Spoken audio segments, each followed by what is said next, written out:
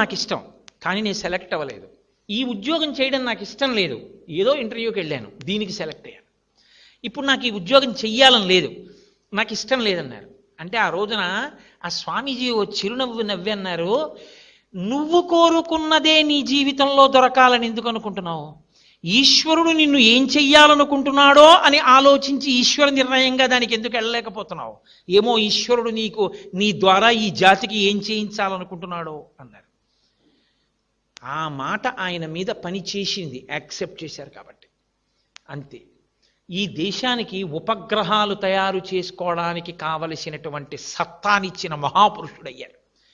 ఆ కారణంగా రాష్ట్రపతి పదవికి రెండో మాట తృణప్రాయంగా వదిలి విద్యార్థులతో మాట్లాడడమే నాకు ఇష్టమని కాలేజీకి యూనివర్సిటీకి వెళ్ళి పిల్లలందరితో ఎంతో సంతోషంగా, ఏమి అబ్దుల్ కలాం గారండి, అది